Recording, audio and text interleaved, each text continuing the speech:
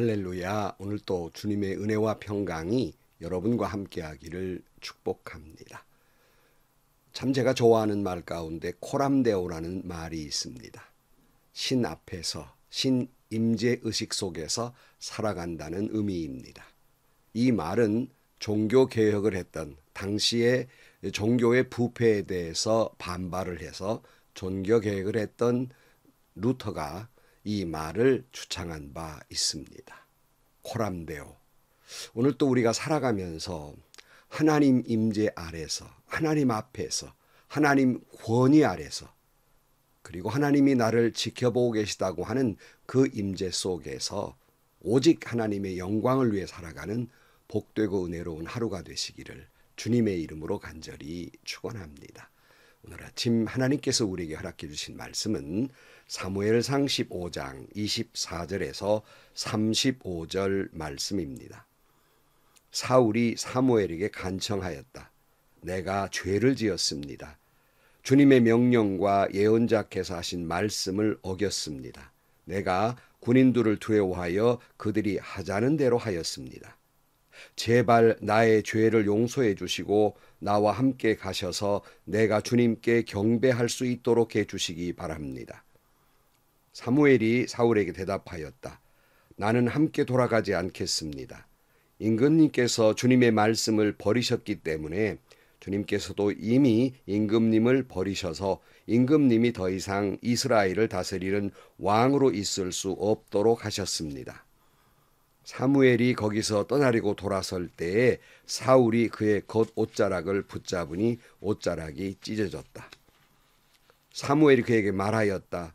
주님께서 오늘 이스라엘 나라를 이 옷자락처럼 찢어서 임금님에게서 빼앗아 임금님보다 더 나은 다른 사람에게 주셨습니다. 이스라엘의 영광이신 하나님은 거짓말도 안 하시거니와 뜻을 바꾸지도 않으십니다. 하나님은 사람이 아니십니다. 그러므로 하나님은 뜻을 바꾸지 않으십니다. 사울이 간청하였다. 내가 죄를 지었습니다. 그러나 나의 백성 이스라엘과 백성의 장로들 앞에서 제발 나의 체면을 세워주시기 바랍니다. 나와 함께 가셔서 내가 예언자께서 섬기시는 주 하나님께 경배할 수 있도록 하여 주십시오. 사무엘이 사울을 따라 돌아가니 사울이 주님께 경배를 드렸다. 사무엘이 아말렉의 아각 왕을 끌어내라고 명령하였다. 아각은 행여 죽을 고비를 넘겼나 싶어 좋아하면서 사무엘 앞에 나왔다. 사무엘이 말하였다. 당신의 칼에 뭇 여인이 자식을 잃었으니 당신의 어머니도 뭇 여인과 같이 자식을 잃을 것이요. 사무엘은 길갈 성소의 주님 앞에서 아각을 칼로 난도질하여 죽였다. 그런 다음에 사무엘은 라마로 돌아갔고 사울 기브아에 있는 자기 집으로 올라갔다. 그 다음부터 사무엘은 사울 때문에 마음이 상하여 죽는 날까지 다시는 사울을 만나지 않았고 주님께서도 사울을 이스라엘 왕으로 세우신 것을 후회하셨다. 아멘. 만왕의 왕이신 하나님을 버리고 사람을 왕으로 세우게 해달라는 이스라엘의 요청에 따라서 하나님께서 사무엘을 통해서 사울을 왕으로 세우게 됩니다. 이스라엘의 초대 왕이 된 거지요. 그런 의미에서 보면 사울과 사무엘의 관계는 어찌 보면 스승과 제자라 할 만큼 그런 관계였습니다. 근데 문제는 오늘 본문에 보면 맨 마지막에 조금 전에 읽은 말씀 35절 그 다음부터 사무엘은 사울 때문에 마음이 상하여 죽는 날까지 다시는 사울을 만나지 않았고 주님께서도 사울을 이스라엘의 왕으로 세우신 것을 후회하셨다 그랬어요. 하나님도 사울을 왕으로 세운 걸 후회하셨다. 그리고 사무엘은 마음이 상해서 이후로 죽는 날까지 사울 왕을 만나지 않습니다. 돈독해야 될 이 관계가 어찌하여 이렇게 되어버리고 만 것입니까? 이미 우리가 앞에서 살펴본 대로 이제 사울 왕은 전쟁을 하면서도 하나님께 묻지도 않았고 그의 불순종이죠. 뿐만 아니라 아말렉과의 전쟁에서도 다 진멸하라, 생명이 있는 거 다 죽여라 했는데 아각 왕을 살려두었을 뿐만 아니라 짐승 가운데에도 시원치 않은 짐승은 죽였으되 좀 괜찮은 것은 몰래 남겨두어서 빼돌리려 했던 그런 불순종이 있었습니다.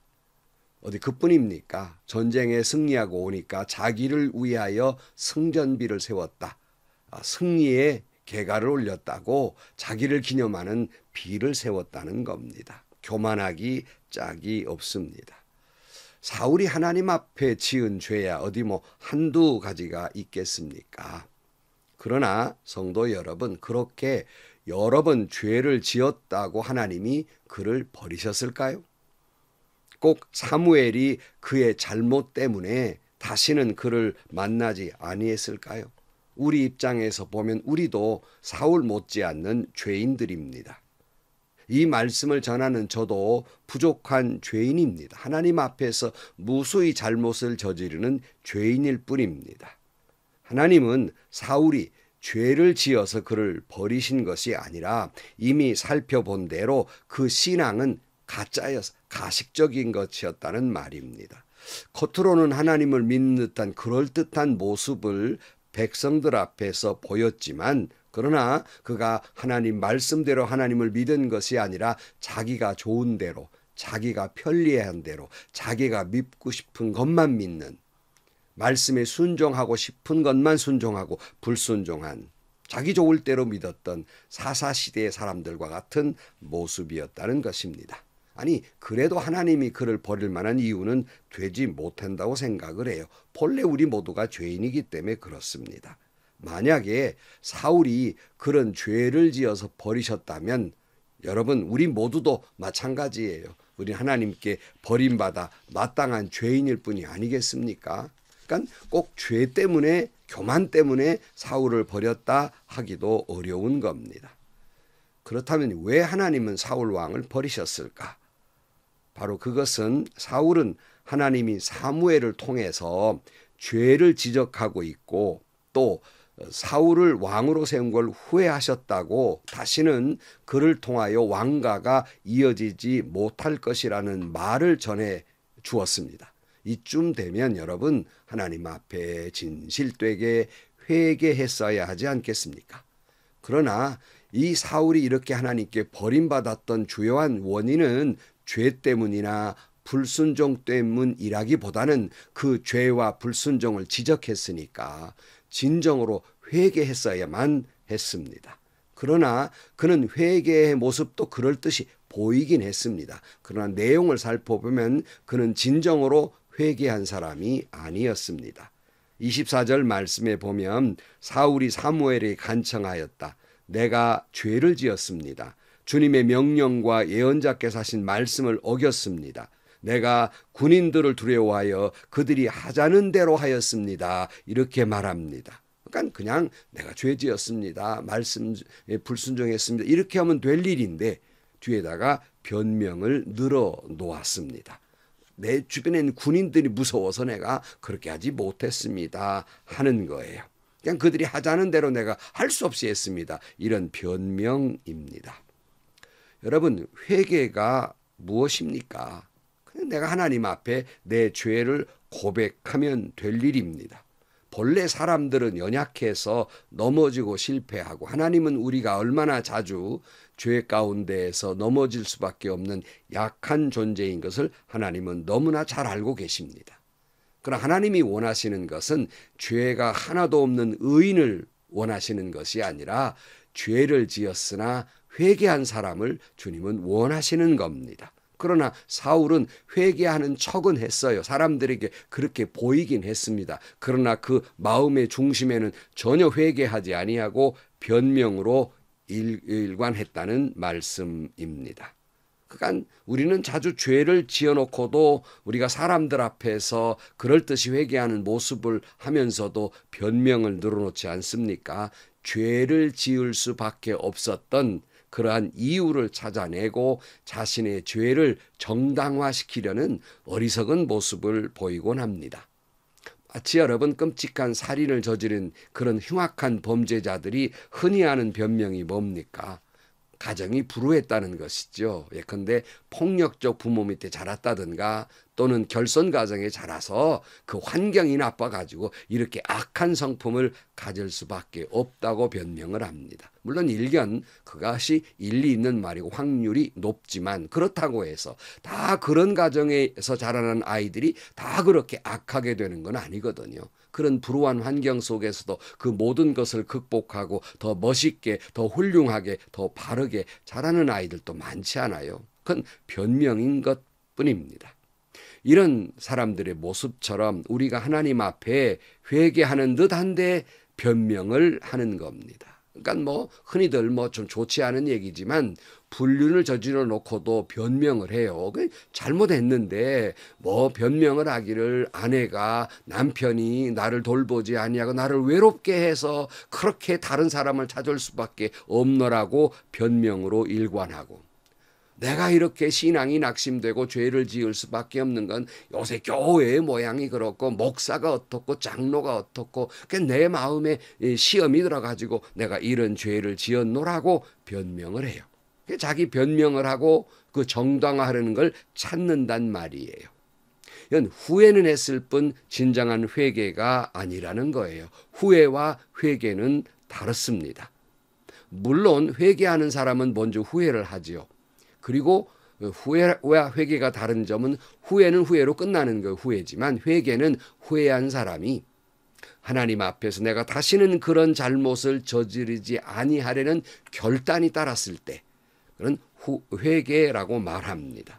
그러니까 사울의 모습을 보면 후회하는 모습은 그럴듯이 보이고 회개하는 척 했는데 자기 정당화, 변명으로 일관하고 있다는 것이 단지 사무엘에게 날 좀 제발 용서만 해달라고, 내가 그렇게 해서 하나님 앞에 나가게 해달라고 사무엘을 붙들고 야단한 거예요. 25절 말씀, 제발 나의 죄를 용서해 주시고 나와 함께 가셔서 내가 주님께 경배할 수 있도록 해 주시기 바랍니다. 그래서 여러분, 아무리 위대한 하나님의 종이라도 본인이 진실로 회개하지 아니했는데 그 죄를 용서해 줄 수 없는 겁니다. 그런 권한이 없어요. 주의 종에게는. 사람에게 보이는 회개가 아니라 내 중심으로 드리는 회개를 했을 때 우리는 하나님께 죄를 용서함 받지 않겠습니까? 근데 사울은 지금 그 순간만 모면해 보려고 회개하는 척 회개의 흉내를 내고 있다는 말이에요. 이게 아주 전형적인 종교인의 모습이라고 할 수 있겠습니다. 사무엘은 단연코 거절하죠. 26절, 사무엘이 사울에게 대답하였다. 나는 함께 돌아가지 않겠습니다. 임금님께서 주님의 말씀을 버리셨기 때문에 주님께서도 이미 임금님을 버리셔서 임금님이 더 이상 이스라엘을 다스리는 왕으로 있을 수 없도록 하셨습니다. 사울이 주님을 버렸어요. 주의 말씀을 버렸어요. 하나님이 그를 버렸다는 말이에요. 여러분, 우리도 마찬가지예요. 우리가 하나님의 말씀을 떠나면 나는 아무것도 아니에요. 내가 하나님 앞에 불순종하면 결코 불순종하면서 하나님의 은혜와 축복을 누리며 살 수는 없는 것입니다. 28절, 사무엘이 그에게 대답하였다. 주께서 오늘 이스라엘 나라를 이 옷자락처럼 찢어서 임금님에게서 빼앗아 주님보다 더 나은 다른 사람에게 주셨습니다. 이스라엘의 영광이신 하나님은 거짓말도 안 하시거니와 뜻을 바꾸지도 않으십니다. 하나님은 사람이 아니십니다. 그러므로 하나님은 뜻을 바꾸지 않으십니다. 그랬어요. 사울이 얼마나 사무엘에게 매달렸던지 그냥 사무엘의 옷이 찢어져 버리고 말았습니다. 이제 사무엘이 하는 말이죠. 당신이 내 옷을 찢듯이 하나님이 이제 찢으셔서 당신을 다시는 이스라엘의 왕으로 할 수 없도록 하셨다라고 말합니다. 자, 여러분, 사울은 또 실수를 하지요. 지금 붙들 게 사무엘입니까? 사무엘을 붙들 것이 아니라 하나님을 붙들어야 되지 않겠습니까? 근데 우리는 흔히 눈에 보이는 사람을 붙든단 말이에요. 신앙생활도 마찬가지입니다. 여러분, 신앙생활 하시는 것도 우리 주변에는 정말 존경할 만한 목사님들이 많이 계시죠. 참 훌륭한 분들이 많이 계시지만 그렇다고 해서 여러분의 신앙을 그런 분들을 붙들고 해서는 안 됩니다. 오직 하나님만 붙들고 신앙생활을 해야 하는 것이에요. 늘 말씀드리지만 사람을 가까이 하면 사람 냄새가 납니다.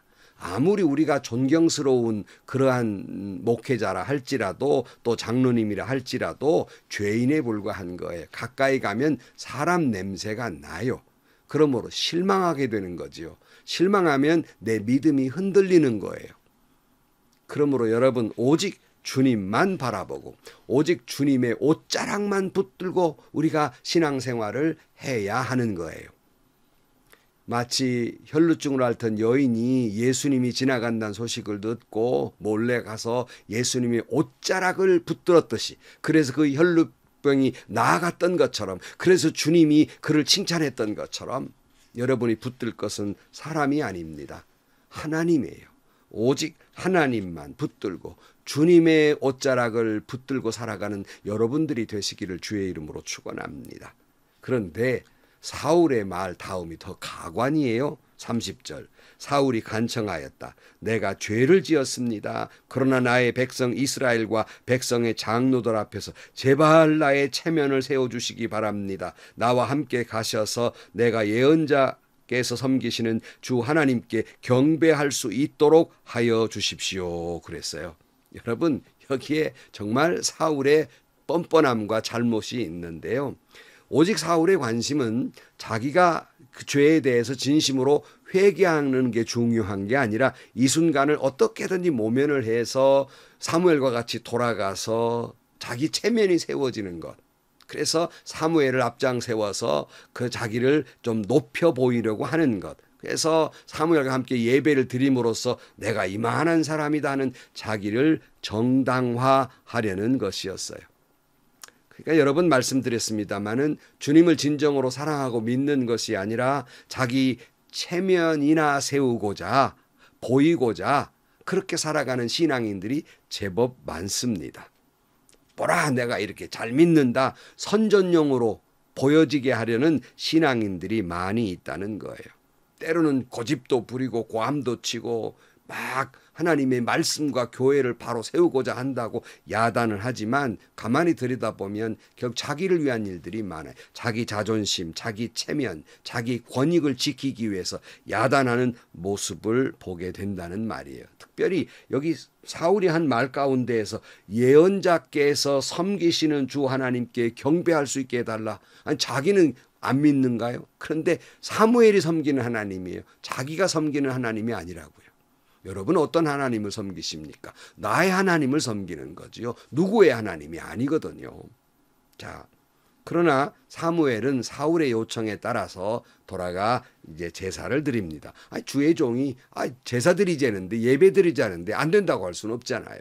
돌아가서 이제 제사를 드립니다. 그리고 사무엘은 아각 왕을 끌어내어 죽입니다. 34절. 그런 다음에 사무엘은 라마로 돌아갔고 사울 기브아에 있는 자기 집으로 올라갔다. 그 다음부터 사무엘은 사울 때문에 마음이 상하여 죽는 날까지 다시는 사울을 만나지 않았고 주님께서도 사울을 이스라엘의 왕으로 세우신 것을 후회했다 그랬어요. 사무엘은 라마로 돌아가서 너무 속상해가지고 다시는 사울을 만나지 않습니다. 이것은 단순히 떠났다는 얘기보다는 하나님이 사울을 버렸다는 말이 옳다고 생각을 합니다. 근데 여기서 우리가 의문이 되는 것이 자꾸 하나님이 후회하셨다는 말씀이 나오는데 우리가 배우는 건 하나님은 후회함이 없으신 분이다라고 배우잖아요. 근데 왜 이 말씀이 있으실까? 이 말의 뜻은 후회하셨다는 의미라기보다는 후회할 만큼 마음이 속상했다, 상하셨다 이렇게 해석하는 것이 좋으리라고 봅니다. 우리는 사울의 거짓 회개를 봅니다.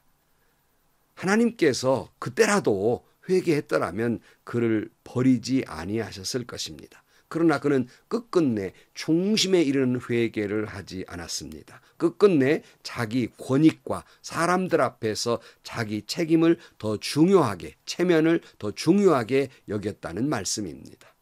여러분에게 묻고 싶습니다. 여러분 요즘의 삶이, 오늘의 삶이 누구 앞에서 살아가고 있습니까? 정말 내가 하나님 앞에서 하나님이 나를 지금도 지켜보고 계시다는 코람데오의 믿음을 가지고 살아가십니까? 아니면 사람들 체면 앞에서 내가 신앙생활하는 것도 사람들 눈치 봐가면서 하나님이 중요한 것이 아니라 사람의 눈이 무서워서 그렇게 살아가고 있는 것은 아닙니까? 성도 여러분, 사람의 눈은 그렇게 무섭지 않습니다. 하나님이 나를 보고 계십니다. 그러므로 늘 하나님이 나를 이 순간에도 보고 계시다고 하는 그런 믿음을 가지고 하나님 보시기에 아름다운 삶을 살려고 그 말씀을 붙들고 몸부림치면서 후회도 하지만 하나님 앞에 진정한 회개를 하면서 주님의 옷자락을 붙들고 살아가야 하겠습니다.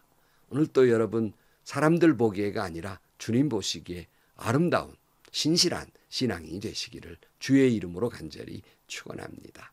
기도하시겠습니다. 하나님, 사울 왕의 회개의 모습을 봅니다.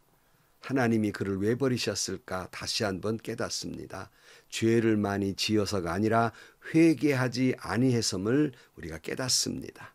저희들도 이런 모습이 얼마나 많은지 모릅니다. 거짓스러운 회개 버리게 하시고 주님 앞에 진실로 후회로 끝나는 사람들이 아니라 후회하고 회개하고 다시는 그런 죄를 짓지 않는 진정한 회개자가 되게 하여 주옵소서.